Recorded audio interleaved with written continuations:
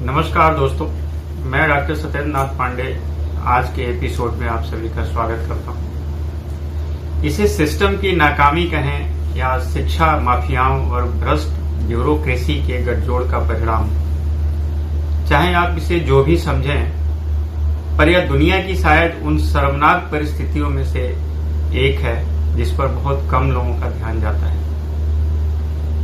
प्रदेश के 41,823 सरकारी स्कूलों में एक भी विद्यार्थी नहीं मिला जो वहां पढ़ने के लिए नामांकन कराए। यह तब है जब उत्तर प्रदेश सरकार का शिक्षा पर होने वाला खर्च 1 लाख करोड़ रुपए से ज्यादा का है।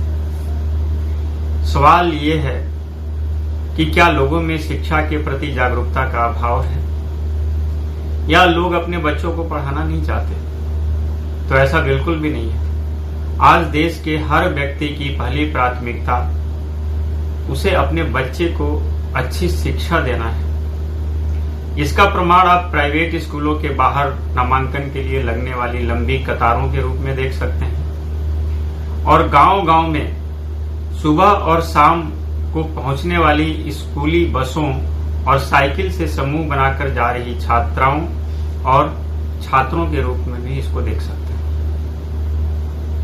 स्पष्ट है कि हर अभिभावक की पहली प्राथमिकता उसे अपने बच्चे को अच्छी शिक्षा देना है, और मध्यम वर्ग तो अपनी दिनचर्या के खर्चों में कटौती करके बच्चों को पढ़ाने लिखाने के लिए और उन्हें गुणवत्तापूर्ण शिक्षा देने पर अपना सारा ध्यान और धन और ऊर्जा व्यय करता है। फिर क्या कारण है कि शिक्षा के प्रति इतनी जागरूकता होने के बावजूद सरकारी स्कूलों में अपने बच्चों को भेजने के लिए कोई तैयार नहीं है?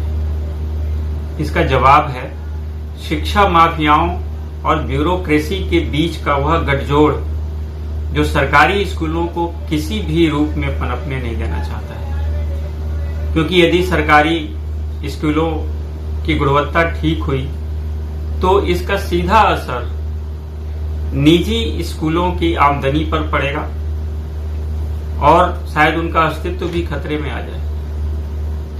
बीएसए और बीएसए कार्यालय के बाबुओं को इसके एवज में मोटी धनराशि पहुंचाई जाती है, और ब्यूरोक्रेसी के हर स्तर पर कार्य करने वाले हर कार्यालय और हर व्यक्ति इसमें किसी न किसी लेवल पर भागीदार होते हैं और संलिप्त होते हैं, और यह सब कुछ खुलेआम होता है। इसका प्रमाण कुछ दिन पूर्व एक शिक्षक की आत्महत्या का मामला सामने आया था, जिसमें बीएसए और उसके कार्यालय की सीधी संलिप्तता उजागर हुई थी। ये एक मामला था जिसमें एक शिक्षक को इस हद तक प्रताड़ित किया गया कि उसने अब आत्महत्या करना जीने से ज्यादा मुनासिब समझा। ऐसे हजारों केस हैं, लाखों केस हैं जहां शिक्षकों का विभिन्न रूपों में शोषण किया जाता है। विडंबना यह है कि सरकारी स्कूलों की गुणवत्ता के लिए सरकारी स्कूल के शिक्षकों को जिम्मेदार बताकर अपना पल्ला झाड़ लिया जाता है, जबकि सच्चाई कुछ और है। सारा खेल सरकारी स्कूलों के शिक्षकों के ऊपर आरोप मढ़कर उसके आड़ में किया जाता है। स्कूली शिक्षक स्वयं ही शोषण के शिकार हैं और उनसे भारी धन उगाही की जाती है। निसंदेह कुछ शिक्षक इसमें संलिप्त होंगे और अपनी स्वार्थ पूर्ति के लिए वो कार्य करते होंगे, पर ज्यादातर शिक्षकों का शोषण ही होता है। शिक्षकों से ऐसे शिक्षणेतर कार्य कराए जाते हैं जो शिक्षा और शिक्षकों के मानदंडों से बहुत ही नीचे के स्तर के होते हैं। शिक्षक अपना ज्यादातर समय और अपनी ज्यादातर ऊर्जा भ्रष्ट तंत्र से स्वयं को बचाने में लगा देते हैं और इसलिए गुणवत्तापूर्ण शिक्षा पर अपना ध्यान केंद्रित नहीं कर पाते। और इसी का परिणाम है कि आज हम देख रहे हैं कि 1 लाख करोड़ रुपए खर्च करने के बावजूद जो सरकारी स्कूल हैं उसमें कार्य करने के लिए, उसमें पढ़ने के लिए एक भी बच्चा नामांकन के लिए आगे नहीं आया। अभिभावक अपने बच्चों को उसमें भेजना नहीं चाहते।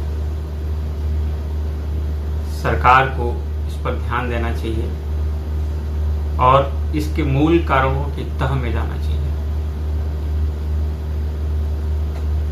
सच्चाई यह है कि सरकार इधर उधर की बातें ज़्यादा करती है और जो भ्रष्ट तंत्र और जो शिक्षा माफियाओं का तंत्र इस पूरी प्रणाली और इस पूरी दुर्दशा के लिए जिम्मेदार है, उस पर किसी भी तरीके के कोई कार्य नहीं किए जाते। उसको करने की आवश्यकता है।